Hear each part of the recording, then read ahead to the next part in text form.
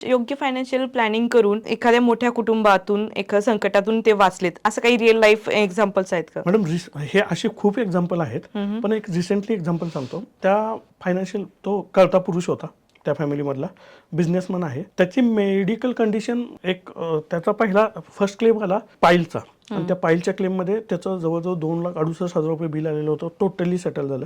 पण त्या ड्युरेशनमध्ये त्याच्यावर म्हणजे काय म्हणतात त्याला, मेडिसिन जी दिलेली होती त्याला ते हायर कॅपॅसिटीची होती, त्याच्यामुळे त्याला रिॲक्शन आली परत डिस्चार्ज झाल्यानंतर. अरे बाप. तोच पर्सन परत 2-3 दिवसांनी ॲडमिट झाला, परत 4-5 दिवस ॲडमिट झाला.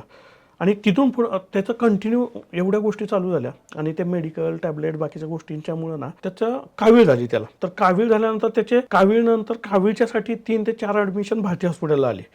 आणि अल्टिमेटली भारती हॉस्पिटलवाल्यांनी त्यांना सांगितलं की तुम्हाला लिव्हर ट्रान्सफर करायला लागेल. तर त्यावेळेस आम्ही तेव्हा त्यांच्याशी बोललो. योगायोगाने बिपिन उबिते सरांचे माझे खूप चांगले, म्हणजे माझ्याच गावाकडचे आहेत आणि माझे थोडे कनेक्शन खूप चांगले आहेत, कारण त्यांच्या फॅमिलीमधले पण त्यांचे मेहुणे किंवा त्यांचे जेवढे काय आहेत ते माझ्याकडे माझे क्लायंट आहेत. तर इनडायरेक्टली माझी त्यांची ओळख होती. तर त्यांना मी एक सांगितलं की तुम्ही एक सेकंड ओपिनियन घ्या. तर बिपिन सरांच्याकडे जेव्हा आम्ही सेकंड ओपिनियन घेतलं, इनिशियल लेवलला त्यांनी त्यावेळेस ते प्लाझ्मा आणि हे देऊन कंट्रोल केलं. थोडे दिवस गेले, परत नंतर त्यांची medical condition day by day damage होत गेली. नंतर आपले ज्युपिटर हॉस्पिटललाच ते ॲडमिट झाले.